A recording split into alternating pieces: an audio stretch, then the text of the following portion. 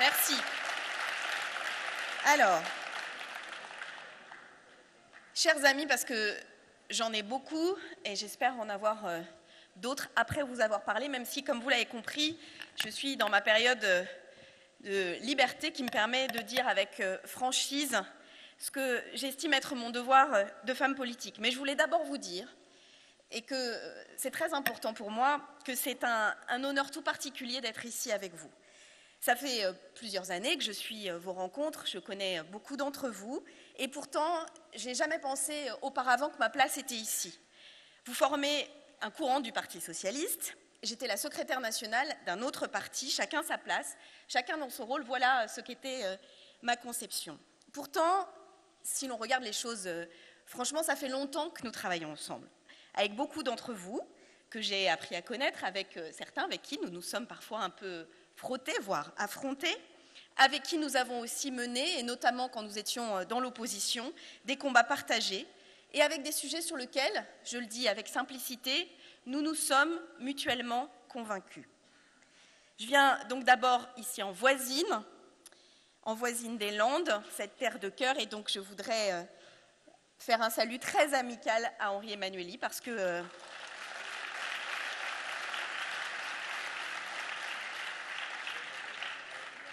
je le dis, j'aime beaucoup ceux qui ne se reposent pas, ceux qui continuent de se battre, ceux qui ne renoncent pas à leurs idéaux, ceux qui ne sont pas affadis par l'exercice du pouvoir. Et Henri Emmanuelli fait partie de ceux-là, et nous avons bien de la chance.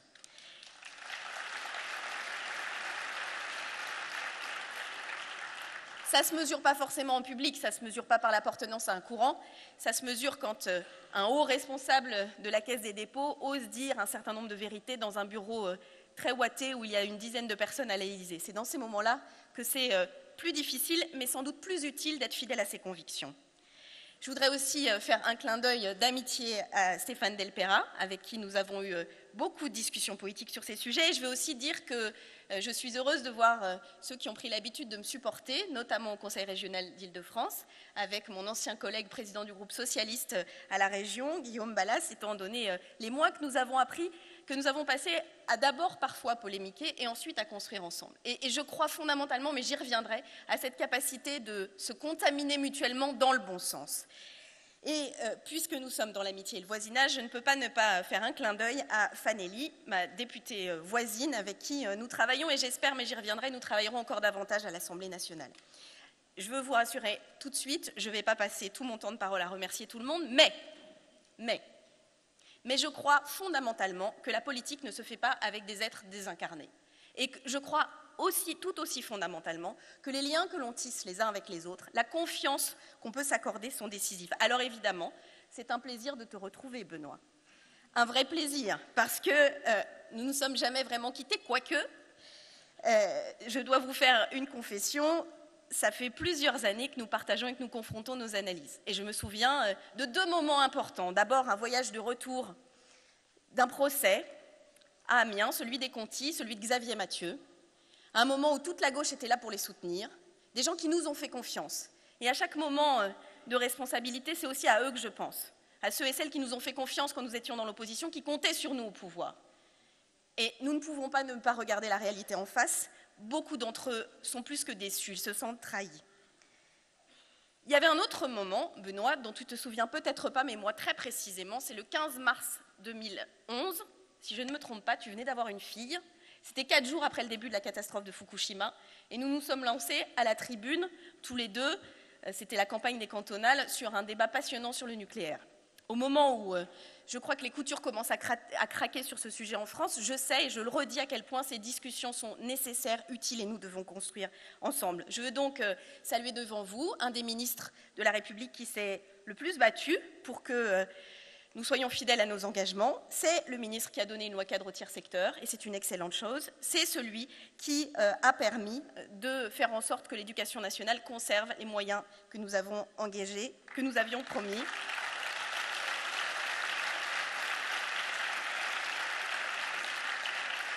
Nous avons eu des divergences, c'est vrai aussi. Il serait idiot de vouloir les cacher, comme je vous l'ai dit, c'est ma période franchise. Nous n'avons pas tiré au même moment la conclusion qu'il n'était plus possible à l'intérieur du gouvernement de faire bouger les lignes. Nous avons chacun espéré de notre côté que le conformisme et la pensée unique n'auraient pas déjà gagné la bataille, parce que c'est ça l'enjeu. C'est une bagarre contre le conformisme et contre la pensée unique que nous devons mener. Pourquoi ? Parce que nous avons grandi avec Thatcher, tout simplement. Alors, ça paraît très critique quand on dit ça, mais qu'est-ce que c'est Thatcher ? C'est de dire c'est simple. Il y a beaucoup de sujets maintenant qui sont derrière nous. Il faut arrêter avec la conquête des droits sociaux, etc., etc. De toute façon, il n'y a rien d'autre à faire. There is no alternative. Et c'est ça qu'on nous dit aujourd'hui. Et je veux le dire ici un peu tranquillement. Si aujourd'hui, au gouvernement, certains considèrent que la réduction du temps de travail n'est pas une conquête sociale, qu'ils viennent le dire ici, où est né le syndicalisme, où les résignés landais se sont battus avec leur sang pour faire avancer leurs droits. Je n'accepte pas qu'au début de 2014, on puisse dire encore que la régression des conquêtes sociales peut être menée par un gouvernement de gauche. Ça n'est pas possible, c'est historiquement impossible.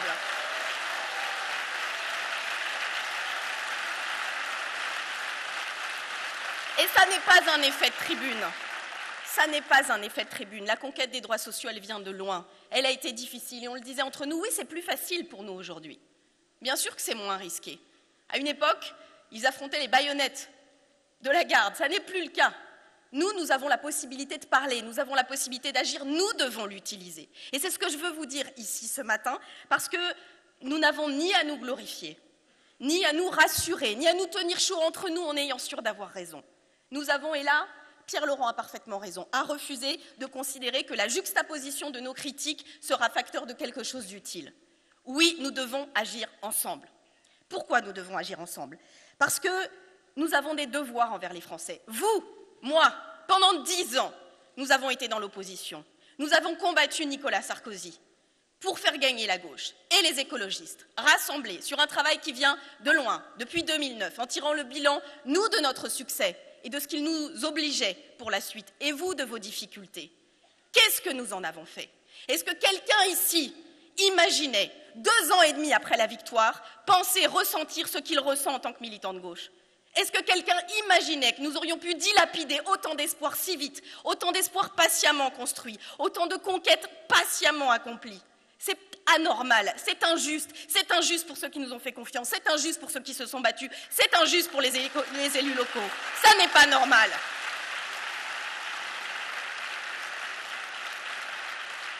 Alors, je veux vous dire aussi que je ne suis pas venue vous donner une leçon d'écologie, mais que je veux vous dire que je suis une écologiste. Et je veux le dire aussi parce que souvent, entre nous, le débat, ça a été de dire « elle est sympa, Duflot, avec ses morses, mais le sujet, c'est quand même le chômage ». Spéciale dédicace à Henri H. Parce que la question du chômage, et c'est ce que je veux vous dire, et la question des morses qui n'ont plus de banquise, en fait, c'est la même question. C'est brutal, mais pour moi, c'est central. C'est que la situation dans laquelle nous nous trouvons, c'est celle d'un mode de développement, celui qui a prospéré pendant le XXe siècle, celui qui s'est achevé dans les 30 Glorieuses et après lequel nous courons encore. C'est un mode de développement qui n'est pas soutenable, que notre planète ne peut pas soutenir. Et ce qui craque politiquement aussi aujourd'hui, c'est que tant les libéraux que la social-démocratie classique n'ont un modèle qui ne fonctionne qu'avec 3% de croissance minimum. Ça fait des années que ça n'est plus le cas et ça ne reviendra pas. Je veux le dire ici, la croissance du produit intérieur brut, parce que celle du bien-être, celle de l'emploi, celle de la capacité à vivre mieux ensemble, c'est là, oui, nous pouvons y arriver. Alors merci Benoît d'avoir dit ce que tu as dit tout à l'heure. Merci d'avoir dit que nous pouvons avoir un modèle intense en emploi, sobre écologiquement et qui ne court pas à n'importe quel prix pour la croissance du PIB. Parce que je pense que c'est ce chemin-là que nous devons faire ensemble. Parce que les écologistes, et je le dis, ne doivent pas dire « nous avions raison depuis 30 ans et maintenant c'est à nous de décider tout seuls ». C'est faux. Je viens ici mettre devant vous tous ces acquis, tous ces combats pour dire oui, effectivement, les écologistes alertent sur le dérèglement climatique. Et quand j'ai commencé à militer il y a 15 ans, on disait que ce serait des conséquences pour nos enfants ou nos petits-enfants, c'est pas vrai. Là où la côte a reculé de 9 mètres l'hiver dernier, c'est à quelques kilomètres d'ici, au nord des Landes. Ce qui se passe avec l'artificialisation des sols et l'aggravation des phénomènes météorologiques, c'est à Montpellier. Les inondations dramatiques de l'hiver dernier, c'est en Angleterre. Ça se passe ici et maintenant. Ça n'est plus une hypothèse, c'est une réalité. Est-ce que nous devons faire avec? Oui. Est-ce que nous pouvons encore lutter contre le dérèglement climatique? Oui aussi. Est-ce qu'il faut compter seulement sur les écologistes pour le faire? Non. Non. C'est une demande et c'est une prière que je vous fais. Nous avons besoin d'être plus nombreux pour construire cet avenir, parce que cet avenir, c'est celui qui permet plus de justice sociale. Parce que personne ne pourra vivre avec 4 degrés de plus. C'est pas de moi, c'est de Claude Bartolone. Alors qu'on peut vivre avec 4% de déficit. Voilà la vérité.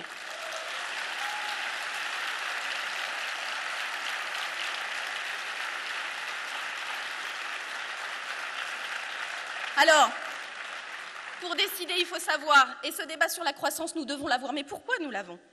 Pour une simple raison, parce que quand on parle de croissance du produit intérieur brut. Si nous avions d'autres indicateurs qui permettent de mesurer la richesse et le bien-être de notre pays, alors peut-être les politiques seraient plus à l'aise. Donc je veux ici saluer très amicalement Pouria Amirchahi qui a, avec Eva Sass, qui porte, signé la proposition de loi sur d'autres indicateurs de richesse. Je me pique de croire qu'un certain nombre de responsables politiques, avec une palette d'autres indicateurs, pourront devenir plus intelligents et ne pas tout indexer sur uniquement la croissance du produit intérieur brut, dont on voit bien qu'elle nous mène aujourd'hui nulle part comme seule et unique grille d'analyse de ce que nous faisons. Je veux dire aussi que nous trouverons toujours de sympathiques et sages docteurs qui nous diront que tout ça, c'est un problème de spread, de taux d'intérêt. Il suffit de plus libéraliser pour que tout le monde aille mieux. Que d'ailleurs, l'encadrement des loyers est une très mauvaise chose, mesdames et messieurs. Parce que si jamais on laissait se construire bien davantage, les loyers, mathématiquement, c'est ça le marché, baisseraient. Bonne nouvelle, c'était l'hypothèse de M. Madelin en 86 qui a trucidé la première loi qui visait à maintenir encore un peu d'encadrement des loyers. Est-ce que ça a marché depuis 30 ans? Non. Mais en revanche, la leçon de l'encadrement des loyers, la leçon actuelle, pour moi, elle est double. D'abord, c'est une leçon politique, c'est possible. Est-ce qu'aujourd'hui, remettre de la régulation dans les politiques publiques, c'est possible? Oui. Qu'est-ce qu'il faut? De la volonté et du courage politique. C'est tout. Est-ce que ça dérange? Oui. Des intérêts puissants? Oui. Qui ont plus de moyens que les politiques aujourd'hui? Oui aussi. Mais je constate, et je veux ici rendre hommage à l'ancien président de la République, qui considère comme parmi les éléments nouveaux de son programme politique d'exporter ses opposants politiques, c'est intéressant, que si nous gênons, et si ce sujet a tellement gêné, c'est pas seulement parce que les intérêts sont puissants, c'est peut-être parce qu'il donne la leçon qu'avec du volontarisme, avec l'envie de changer les choses, avec le refus du renoncement au fait que les politiques ne peuvent plus décider et qu'il faut faire comme nous dit la Commission, ou comme disent les uns et les autres, ou comme il est bon de faire, c'est cette leçon-là qui dérange, la leçon qu'on peut faire bouger les lignes. Mais pour moi, elle est très précieuse. Elle est très précieuse parce que, et je le dis aussi humblement, en étant 10 ans dans l'opposition et puis chef d'un parti, on finit par se demander si tout ce qu'on dit à la longueur de tribune sur le pouvoir du politique, ça existe vraiment. Et si son sujet dans la vie, ce n'est pas juste de gagner les congrès. Mais j'y reviendrai. En fait, si. En fait, si. La leçon un peu amère, mais en même temps extrêmement encourageante de ces moins de 2 ans passés dans un gouvernement, c'est que si on veut, c'est possible. Que si on veut effectivement porter le débat au niveau européen, porter le débat comme on aurait dû le faire sur le TSCG, c'était un engagement, mais aussi sur le budget européen. Il n'y aura pas d'investissement européen si on n'augmente pas le budget européen, il faut dire la vérité. C'était possible, il ne faut pas mentir. Et je vais vous dire, je crois que si tout le monde ressent ce sentiment d'immense frustration, c'est parce que confusément, un certain nombre d'habitants de notre pays savent que c'est possible et que les dirigeants politiques ne veulent pas. Ils le ressentent. S'ils sentaient que c'était totalement impossible, qu'on n'avait rien essayé, rien tenté, ils ne nous en voudraient pas autant. Ce qu'ils nous reprochent, c'est de ne même pas essayer, c'est pas de ne pas réussir, de même pas essayer, de même pas avoir essayé. Alors, pourquoi c'est si important? Parce que notre pays, notre beau pays, vous le savez, je vais prendre un exemple toujours, qui a le secteur de la construction et bientôt des travaux publics en crise. Je le dis, c'est un cruel manque d'investissement couplé à un prix trop élevé de l'immobilier. Il faut dire la vérité parce qu'elle est importante. Il y a un secteur qui résiste, l'immobilier de luxe, qui se porte très très bien. Parce que, effectivement, les inégalités se sont aggravées dans notre pays. Oui, il y a un tout petit peu moins de pauvres, encore beaucoup plus pauvres. C'est ça la vérité. Et nous sommes au pouvoir. Alors nous avons une responsabilité plus grande. Est-ce que c'est inévitable? Je le redis, ça n'est pas inévitable. Alors nous avons ce devoir-là. Nous avons ce devoir de démontrer non seulement que c'est possible, mais que nous avons envie de le faire. Beaucoup d'entre vous, j'ai évoqué, les collectivités locales ont été capables de le montrer au niveau régional, au niveau local. Ils ont été capables de faire bouger les choses sur des sujets à la fois très techniques, mais en même temps décisifs, comme les transports en commun, par exemple. Alors pourquoi on s'interdit de le faire au niveau national? Qu'est-ce qui s'est passé? Et moi, j'ai entendu l'interview qui n'existe pas de François Rebsamen, les propos d'Emmanuel Macron qu'il a tenus, mais en même temps, il n'était pas ministre, donc c'est pas comme s'il était ministre. Et je vais vous dire, et je le dis avec gentillesse à François Rebsamen, si tu n'y crois plus, François, si tout ce pourquoi tu as censément milité, tu penses que c'est périmé, arrête, laisse-nous faire. Laisse-nous faire. Laisse-nous faire parce que nous, on y croit. Si vous pensez que les 35 heures, ça sert à rien, si vous pensez que le RSA, finalement, ça cultive le rien faire, si vous pensez que lutter contre le chômage, c'est plus possible, si vous pensez, et je te le dis à toi, Henri, qu'il ne peut pas y avoir une politique industrielle qui ne soit pas de soutenir les vieilles bagnoles diesel qu'on n'arrivera plus jamais à vendre à l'étranger, laissez-nous faire. Au moins, on a des idées.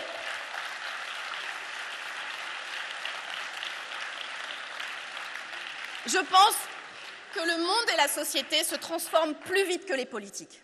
Je pense que nous avons des dirigeants politiques congelés dans les années 80-90. Et puis maintenus au frais aussi. Oui, mais c'est vrai. Mais c'est vrai. Et c'est un regret, un immense regret. J'ai fait un livre pour expliquer à quel point je considérais que j'avais fait un pari perdu. Celui que François Hollande, tout pas écologiste qu'il soit, dans une situation aussi dramatique que celle que l'on vivait, avec le postulat que parce que les écologistes ont raison, que la croissance de 3% ne reviendra pas par miracle ou parce qu'on est sympa, et que par ailleurs nous devons absolument lutter contre les dérèglements climatiques, ces sources d'emploi, ces sources de bien-être, ces sources d'un véritable développement, je pense qu'ils seraient pas convaincus mais résignés.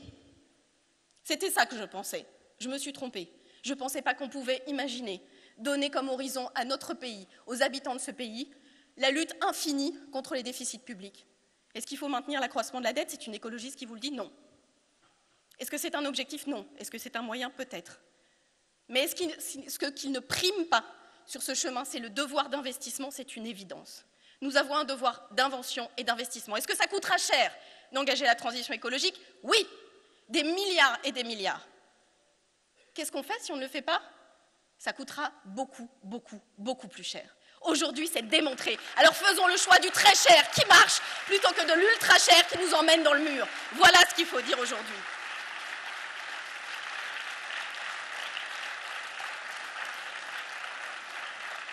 Sur le fond, je pense que la crise politique que nous vivons, et c'est pour ça que je suis très heureuse d'être là ce matin, parce que je pense que c'est un débat qui nous traverse tous. Et je le dis avec humilité, oui, les écologistes avaient raison, mais non, ils n'y arriveront pas tout seuls. Jamais. Ils n'y sont pas arrivés. Mais en revanche, sur le fond, sur cette nécessité de penser à un autre mode de développement plus économe en ressources et qui permet à une ressource, elle, très abondante et en souffrance, le travail, de pouvoir se développer, qui permet de travailler sur le bien-être, sur les générations futures, qui donne aussi un horizon qui soit un horizon positif aux habitants de ce pays, aux habitants d'Europe, oui, nous pouvons le faire. Mais nous avons une deuxième difficulté, et ça a été parfaitement dit tout à l'heure par Benoît, et aussi par Pierre, et je veux faire un clin d'œil à Bastien François qui ne se résigne pas sur le sujet depuis des années. C'est que la Ve République présidentialisée, sans contre-pouvoir, à la hauteur de ce qui existe dans les régimes présidentiels, avec le quinquennat que j'ai voté, avec l'inversion du calendrier, ça aboutit à quoi? Parce que si on regarde les choses très simplement, on devrait se dire que dans n'importe quelle démocratie normale, la coalition politique qui a porté au pouvoir un président de la République se retrouve, y compris dans les moments difficiles, décide de l'orientation qu'elle souhaite mener ensemble. Et je le dis avec un compromis. Il ne m'a jamais été traversé l'esprit que l'idée c'était de mettre en œuvre l'intégralité du programme des écologistes tout seul, mais un vrai compromis. Est-ce que ça existe? Non. Le président de la République décide, compose un gouvernement comme il le souhaite, choisit une ligne politique. Ça vous laisse des espoirs, c'est une ligne politique ultra minoritaire. Elle a été vue pendant la primaire, ultra minoritaire, mais elle gouverne, et de façon totalement décomplexée. Et puis ensuite, il faut s'aligner. Soit vous votez contre, et vous êtes un traître, soit vous votez pour, et vous vous résignez. C'est vraiment à ce choix extrêmement douloureux qu'ont été soumis les parlementaires socialistes. Et je veux donc dire ici que ceux qui ont refusé de céder à ce chantage phénoménal, qui est aussi un chantage de fait à la dissolution, qui est quand même invraisemblablement scandaleuse. Si le vote de confiance existe, c'est bien pour dire que le Parlement doit faire confiance au gouvernement. Si le résultat d'un vote de confiance, c'est qu'on dissout l'Assemblée nationale, je propose qu'il n'y ait plus de vote de confiance et qu'on dise le président décide, l'Assemblée lève le bras.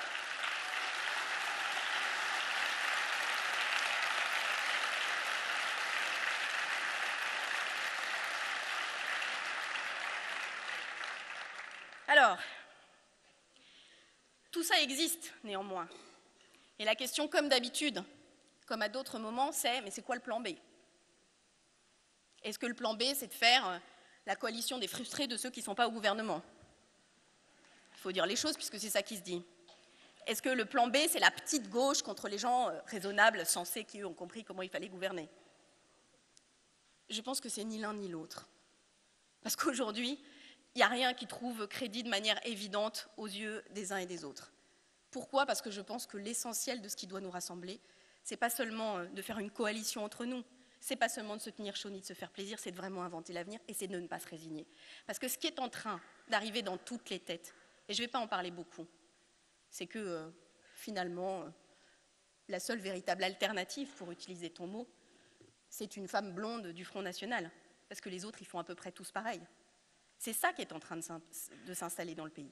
Et je veux le dire ici, le sens de mon départ, il y a un peu plus de 6 mois, c'était de dire que non, ça n'était pas vrai, qu'on pouvait imaginer effectivement qu'il existait une alternance. Je veux dire ce mot, une alternance à une politique qui est une politique de résignation, qui est une politique de soumission à une doxa basée sur les théories de l'école de Chicago, qui n'a montré aucun succès dans aucun pays du monde, mais qui semble tellement sérieuse et qui, de fait, protège certains intérêts. Il faut le dire. On a sauvé les banques en 2008, sans état d'âme, avec une mobilisation de tous les politiques, avec un coût phénoménal. Nous allons devoir sauver le climat l'année prochaine. Est-ce que vous trouvez que la mobilisation est à la hauteur? Que l'inquiétude de tous les dirigeants est aussi essentielle? C'est de notre planète et de notre avenir qu'il s'agit. Alors, notre obligation, je crois, c'est d'être utile ici et maintenant, comme aurait pu dire Henri. Et je pense que nous devons inventer... C'est pour ça que je te dis que c'est toi. Non, mais comme je sais que tu vas dire des trucs qui vont m'emmerder tout à l'heure, je commence maintenant.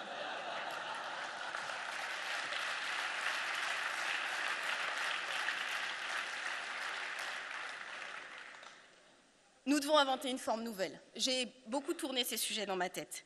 Une forme qui n'a pas encore existé dans la vie politique française, ou marginalement. Il ne s'agit pas de créer une nouvelle organisation, un nouveau parti à la manière de ce qui a déjà été fait.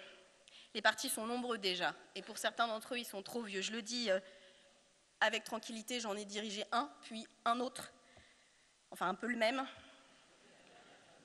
pendant des années. J'ai fait de belles choses. Je suis heureuse d'avoir contribué à ce qui a permis qu'au moins on fasse souffler l'espoir et qu'on se débarrasse de l'ancien président de la République. Et je voulais vous dire aussi, en vous regardant chacune et chacun presque les yeux dans les yeux, ça ne sert à rien de venir faire un grand discours politique ici, Cécile, comme on dit certains de mes amis. C'est un courant, ils sont en train de préparer leur congrès, ils vont te trouver sympa, mais ils s'en fichent un peu. Ben, je ne sais pas, mais moi, des congrès, j'en ai fait beaucoup. C'était mon truc, hein, chacun sait. C'est utile sûrement, mais ça ne suffit pas. Ça ne suffit pas. Je veux vous dire aujourd'hui que nous avons un devoir d'invention collective qui est celui de bâtir une galaxie nouvelle, une façon de retrouver la voie d'un projet de transformation sociale. Alors on m'a un peu provoquée parce qu'on m'a dit « Cécile, t'es sympa, mais tu veux toujours que les socialistes ils disent aussi qu'ils sont écologistes. Mais toi, qu'est-ce que tu dis à notre propos ?» Alors je le dis avec simplicité. Si le socialisme, c'est travailler sur une organisation sociale et économique qui tend vers plus de justice sociale et moins d'inégalité, alors je me sens beaucoup plus socialiste que le Premier ministre qui a prononcé son discours de politique.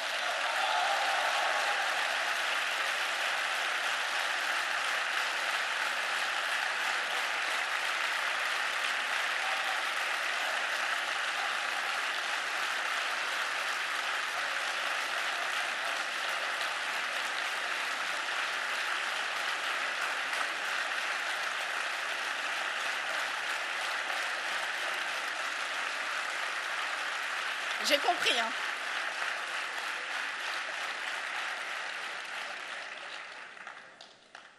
Un Premier ministre qui a prononcé son discours de politique générale sans prononcer une seule fois le mot de lutte contre les inégalités.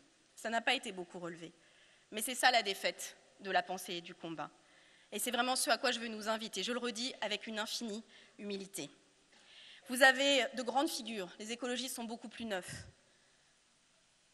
Les uns lisent des lettres, les autres convoquent Jean Jaurès pour dire qu'il aurait voté le pacte de responsabilité. Je pense qu'il aurait aussi fait un accord avec le comité des forges pendant qu'on y est. Alors, vous avez vos figures, vous avez vos chansons, vous avez votre histoire, et elle est belle, et elle est longue. Et c'est difficile de se défaire d'une histoire belle et longue. Celle des écologistes, elle est différente, mais nous avons été capables d'une chose. En 2009, de réussir, grâce à Daniel Cohn-Bendit, le rassemblement de tous les écologistes, épars. Nous l'avons fait, c'est maintenant derrière nous. Nous avons refondé notre parti politique. Il y a une autre histoire à écrire, c'est celle de ce projet de transformation sociale qui accepte l'idée de la finitude de la planète et donc de penser différemment son mode de développement. C'est ce à quoi je veux vous inviter, je veux nous inviter. En tout cas, moi j'ai envie. Je vous le dis, ça n'est pas un échec pour moi ces 2 années parce que c'est la démonstration que la politique peut changer la vie des gens. Et ce que je voudrais que nous disions ensemble, à vos vieux camarades, à Jean Jaurès et à d'autres, dormez en paix. Vos arrière-petites-filles et vos arrière-petits-fils ont encore envie de reprendre le flambeau de ce combat qui ne s'arrête jamais, ce combat des progressistes contre la réaction, ce combat de l'avenir contre le passé. C'est ce combat-là que nous devons mener ensemble. En tout cas, moi, j'y suis prête.